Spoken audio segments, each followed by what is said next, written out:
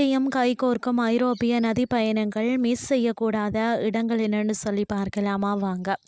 ஐரோப்பாவில் கப்பல் பயணம் மேற்கொள்வது ஐரோப்பிய கண்டத்தின் கலாச்சாரம், வரலாறு மற்றது இயற்கை அழகை ரசிப்பதற்கான ஒரு சிறந்த வழியாக தான் இருக்கிறது.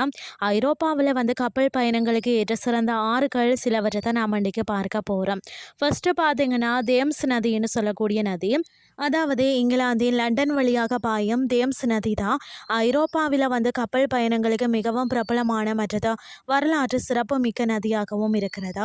இது லண்டன் கண், அதாவது பிக் பென் மற்றது டவர் பாலம் இது போன்ற சின்னங்களை சுற்றி பார்க்கணும்னா இரவு உணவு பயணம் மற்றது பகல் நேர சுற்றுலா பயணங்களுக்கு ஏற்றது. அடுத்தது ரைன் நதி. சுவிட்சர்லாந்தில் தொடங்கி ஜெர்மனி மற்றும் நெதர்லாந்து ஆகிய நாடுகளின் வழியாக செல்கிறது. வரலாற்று சிறப்புமிக்க கோட்டைகள், திராட்சை தோட்டங்கள் மற்றது வரலாற்று சின்னங்கள் நிறைந்த இந்த நதி தான் ஐரோப்பாவின் மிக பிரபலமான பயண பாதையாகும்.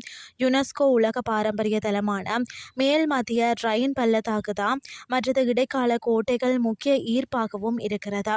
அடுத்தது பார்த்திங்கன்னா எல்பே நதி. எல்பே நதியின் ஆழம் குறைவாக இருக்கிறதால தான் சிறப்பாக வடிவமைக்கப்பட்ட சிறிய வகை கப்பல்கள் இங்கு பெரும்பாலும் பயன்படுத்தப்படுகின்றதா.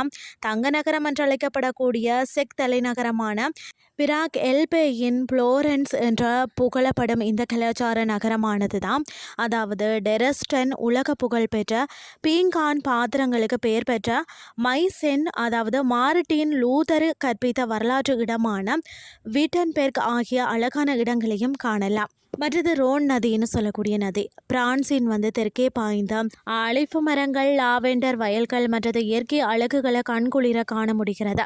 பிரான்சின் பார்த்தீங்கன்னா பர்கண்டி மற்றது புரோவென்ஸ் பகுதிகள் வழியாக செல்கிறது. யுனெஸ்கோ அங்கீகாரம் பெற்ற லியோன், அவிஞான் மற்றது ஆர்லெஸ் போன்ற இடைக்கால நகரங்கள் மற்றது ரோமானிய காலத்து நினைவு சின்னங்களையும் காணலாம்.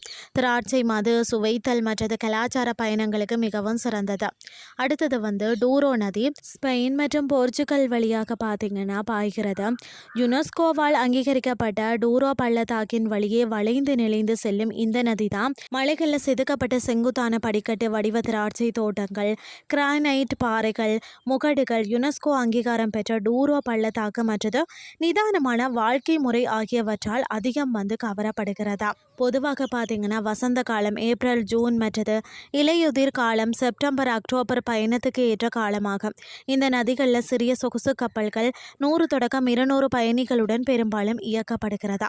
இன்றைய கிறிஸ்டி உங்களுக்கு பிரயோசனமாக அமைஞ்சிருக்கும்னு சொல்லி நான் நம்புறேன். இதே மாதிரி மற்றும் ஒரு கிறிஸ்டின் வாயிலாக உங்களை சந்திக்கிறேன். நன்றி.